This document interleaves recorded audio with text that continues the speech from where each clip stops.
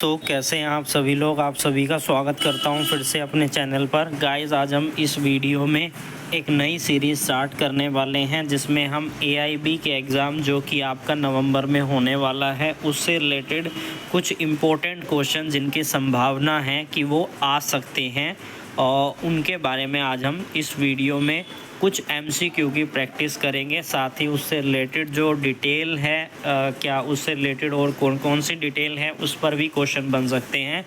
तो उससे related questions को आज हम इस वीडियो में कवर करेंगे। तो जितने भी कैंडिडेट जो एआईबी एग्ज़ाम को देने वाले हैं उन सभी से मैं यह कहना चाहता हूं कि वीडियो को एंड तक देखिए और रेगुलरली देखिए, क्योंकि मैं रेगुलरली जब तक एग्ज़ाम नहीं हो जाता है मैं आपके लिए डेली जो है वीडियो लेकर आऊँगा डिफरेंट सब्जेक्ट पर जो कि एआईबी के एग्ज़ाम में पूछे जाने हैं। तो स्टार्ट करते हैं। सबसे पहला जो हमारी आज की ये सीरीज़ स्टार्ट होने वाली है वो रिलेटेड है हमारी कॉन्स्टिट्यूशन से रिलेटेड इम्पोर्टेंट केसेस से। तो इसमें सबसे पहला हमारा क्वेश्चन क्या है? सबसे पहला हमारा क्वेश्चन है कि which of the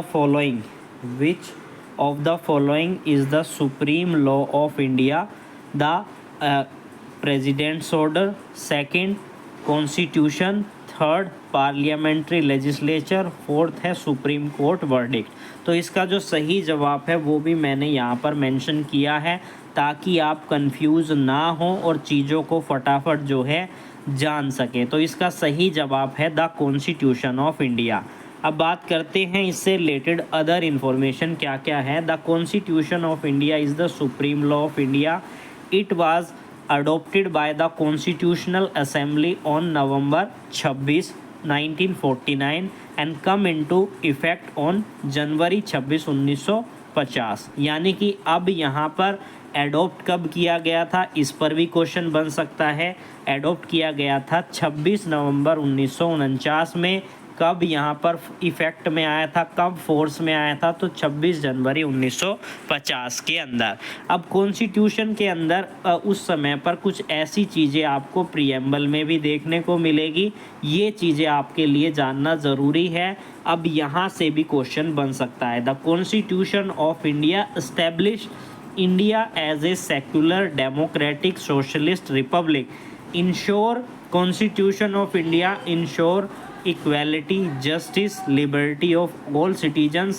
Constitution of India grant fundamental right to all citizens. Constitution of India empowered the judiciary to invalidate government action or legislation that violated the Constitution. Constitution of India provide for a single integrated system of constitution to administered both union and state and constitution of India adopted the attorney general of India. तो जिस तरीके से मैं पढ़ रहा हूँ आपको भी इसी तरीके से पढ़ना है। पहले आपको पढ़ना है कॉन्स्टिट्यूशन ऑफ इंडिया, उसके बाद इन सभी लाइंस को पढ़ना है ताकि आप चीज़ों को याद कर सकें।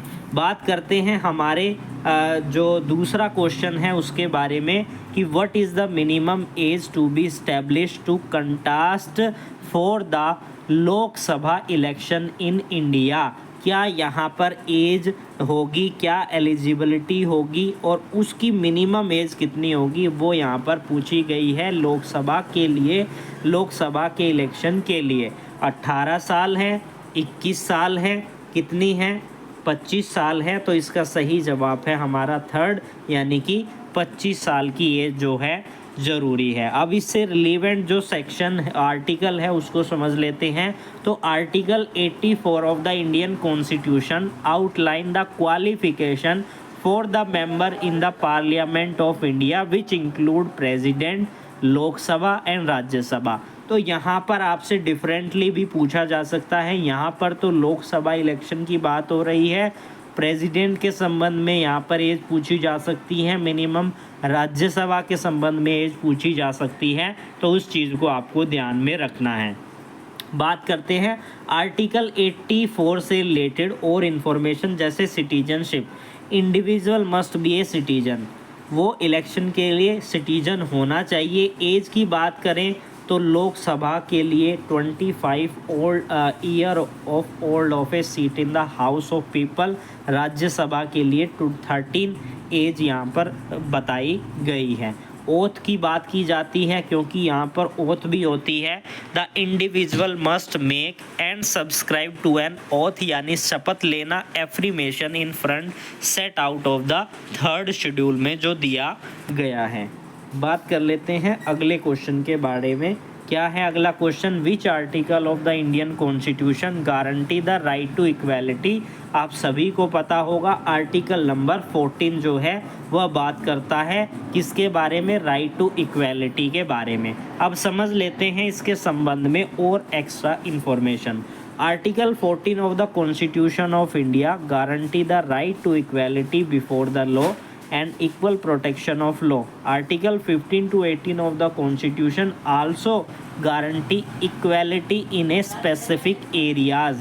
यानी कि आर्टिकल 14 क्या कहता है कि लॉ के समक्ष भी आपको इक्वालिटी दी जाएगी और इक्वल प्रोटेक्शन ऑफ लॉ आपको दिया जाएगा। आर्टिकल 15 से 18 जो बात करता है अलग अलग स्पेशल एरियाज़ में देने वाली इक्वालिटी यानी समानता आपको दी जाएगी। आर्टिकल 14 कहता है all people in India are equal before the law regardless of their caste, religion, sex, race, place of birth. That means everyone should be treated equal under similar circumstances without discrimination.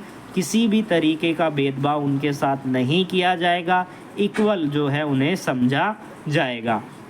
अगला point क्या कहता है? Right to equality is a fundamental right and cornerstone of India democracy. यानी कि जो जनतंत्र है उसका राइट टू इक्वालिटी एक फंडामेंटल राइट है और कॉर्नस्टोन है।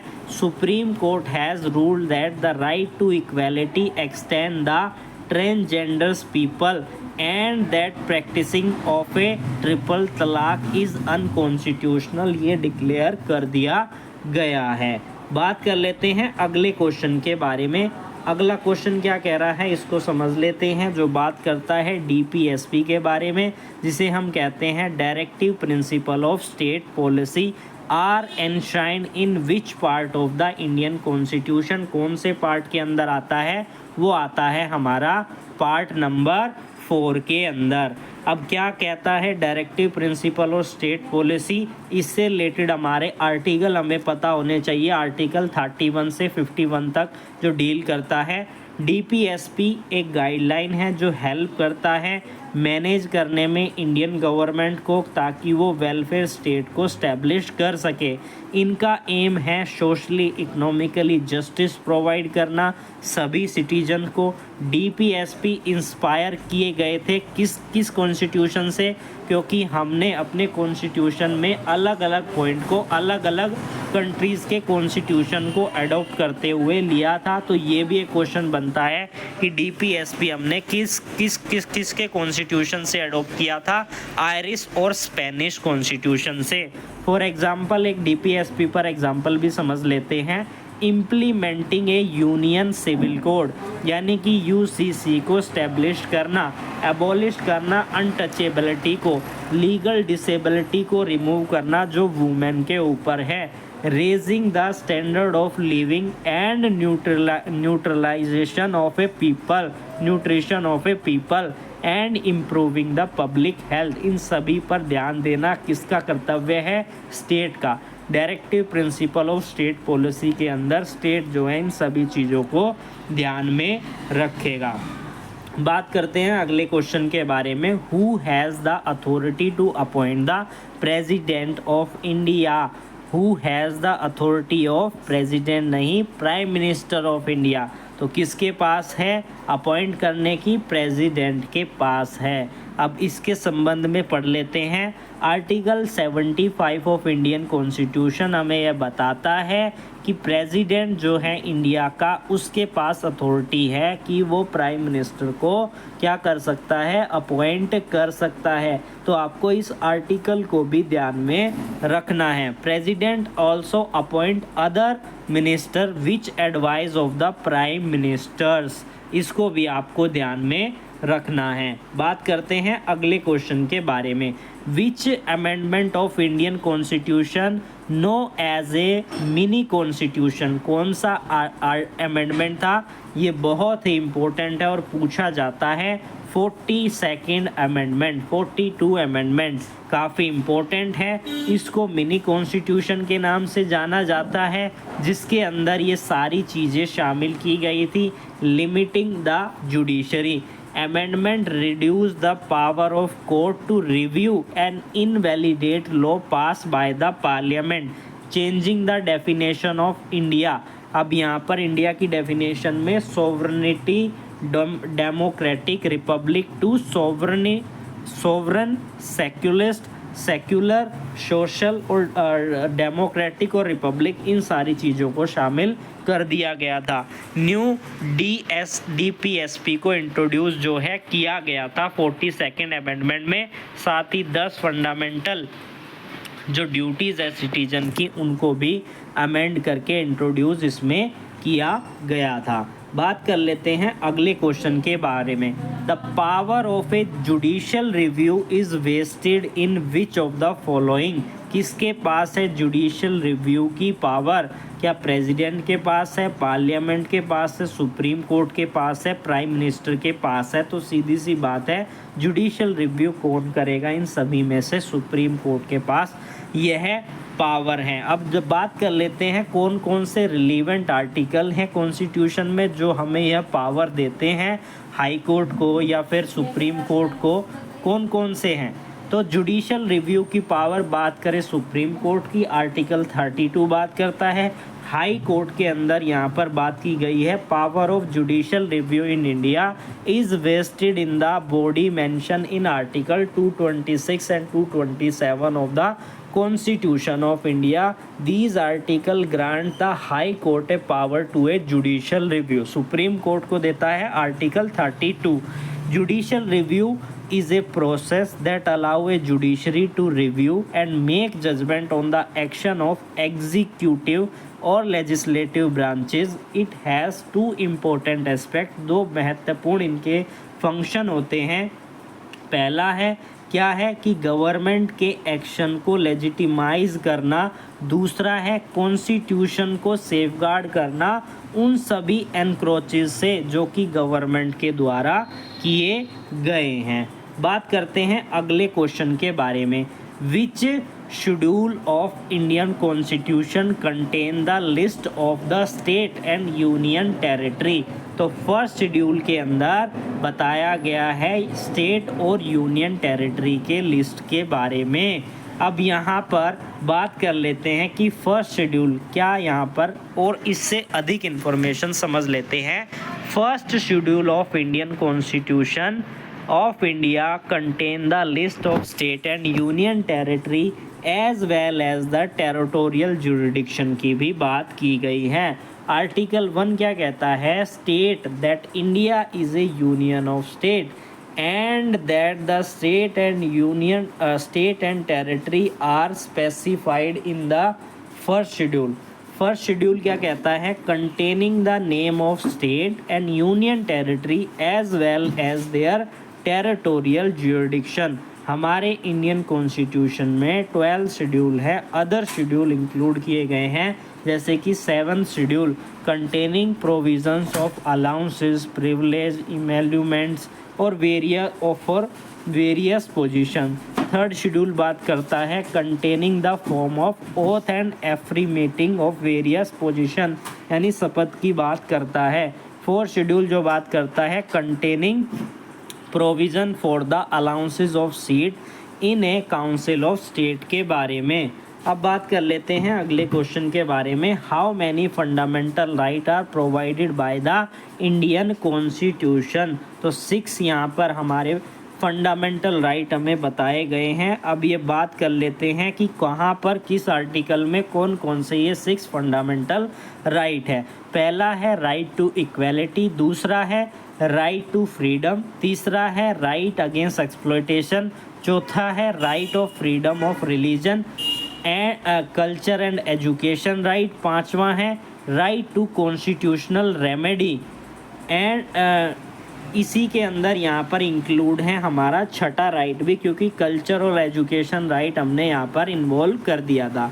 फंडामेंटल राइट हमारे दिए गए हैं आर्टिकल 12 से लेकर 35 ऑफ इंडियन कॉन्स्टिट्यूशन के अंदर।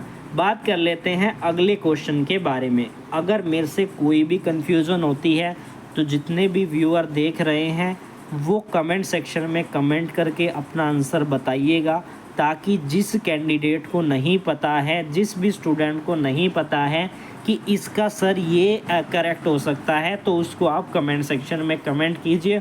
और अभी तक अगर आपने लाइक बटन नहीं प्रेस किया है तो लाइक बटन ज़रूर प्रेस कीजिए, जो कि हमें मोटिवेट करता है। Which body has a power to amend the constitution of India? कौन सी बॉडी है? प्रेसिडेंट। क्या है? प्रेसिडेंट है? नहीं, पार्लियामेंट की बॉडी है जो कि कॉन्स्टिट्यूशन के को अमेंड करने की पावर रखती है। बात कर लेते हैं, parliament of India has a power to amend the constitution of India as stated in article 368 of the constitution. अब आपको इस आर्टिकल को भी याद रखना है, ये आर्टिकल बहुत ही ज़्यादा इम्पोर्टेंट है। Here are some detail about the amendment procedure. जैसे a bill to amend the constitution can be introduce in either house of parliament by a minister और ए प्राइवेट मेंबर्स। दूसरा पॉइंट है the bill must be pass in each house by a special majority. यानी कि आपको किसी bill को amend करना है तो उसे आप हाउस ऑफ पार्लियामेंट में इंट्रोड्यूस करेंगे और प्राइवेट मेंबर्स के समक्ष या मिनिस्टर्स के समक्ष। उसके बाद आपको 15% मेजोरिटी चाहिए, 2/3 ऑफ द मेंबर प्रेजेंटिंग है और जो वोट करेंगे। Procedure for the amendment of constitution laid down in a part number 20 of the constitution. Amendment procedure is designated to ensure the sanctity यानी पवित्रता of the constitution and to click the arbitrary power of parliament. यानी कि जो उसको पक्षीय power दी गई है उसको चेक करने के लिए यहाँ पर अमेंडमेंट की पावर जो है दी गई है। हालांकि the supreme court has laid down various doctrine to check the validity of an amendment included the basic structure documents. तो गाइस आज हमने इस वीडियो में जो है डिफरेंट टाइप ऑफ क्वेश्चंस को डिस्कस किया जो आपके AIB एग्ज़ाम के लिए इम्पोर्टेंट हैं। मैं रेगुलरली आपके लिए वीडियो लेकर आऊँगा और आपको वीडियो को डिटेल में समझना है और देखना है। फिर मिलेंगे एक नई वीडियो के साथ। वीडियो अभी तक लाइक नहीं करी हो तो लाइक करके चैनल को सब्सक्राइब कर लीजिए।